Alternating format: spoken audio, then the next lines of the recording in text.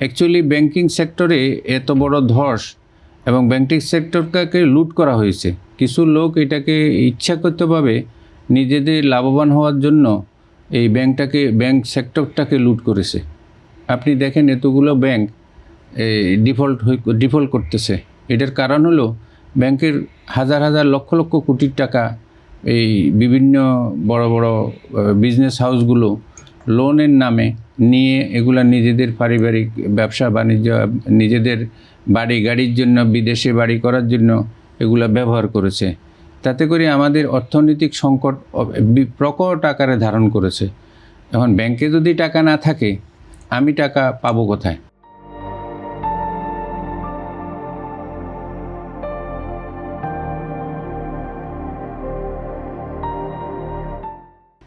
আর আমি টাকা না পাইলে আমি ব্যবসা করব কি দিয়ে? এটা হলো বড় ইম্পর্টেন্ট বিষয়। আর আমাদের ব্যাংকিং সেক্টরটাকে আমি মনে করি যে ধ্বংস করে দিয়েছে ইচ্ছা করে। কতগুলো ব্যাংক আপনার দেখেন, এই যে মার্জার করলো 5টা ব্যাংকে, এই মার্জার করার আগে এমনভাবে সরকার থেকে ঘোষণা আসলো যে এই ব্যাংকগুলো ডুবে যাচ্ছে, ওই ব্যাংকগুলো ডুবে যাচ্ছে, ওই ব্যাংকটা ডুবে যাচ্ছে, ওই ব্যাংকটা ডুবে যাচ্ছে।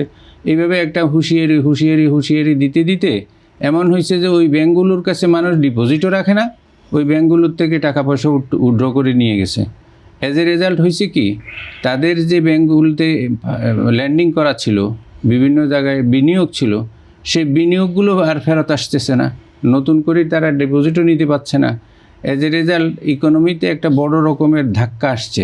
সেই ধাক্কাটা সামাল দিতে আমি মনে করি এই যে আমাদের বর্তমানে যে অর্থমন্ত্রী আগামীতে আসবেন এবং একজন ভালো গভর্নর যদি আসেন, আমি মনে করি তাহলে আমাদের এই ব্যবসা আর এবং ব্যাংক, এই অর্থনীতি সব কিছুকে গোছাই নেওয়ার জন্য একটা শক্ত মানসিকতার প্রয়োজন আছে এবং দক্ষ আমাদের এই মন্ত্রী এবং গভর্নর এবং ব্যাংকিং খাত যারা দেখবে, তাদের দক্ষতার অনেক প্রয়োজন আছে। তারাই আমাদের ব্যাংকে এইসব দুর্বলতা কাটিয়ে ওঠার জন্য সময় লাগবে ঠিকই, কিন্তু উঠা সম্ভব এবং উঠতে আমাদের হয়তো টাইম লাগবে, কিন্তু উঠা সম্ভব।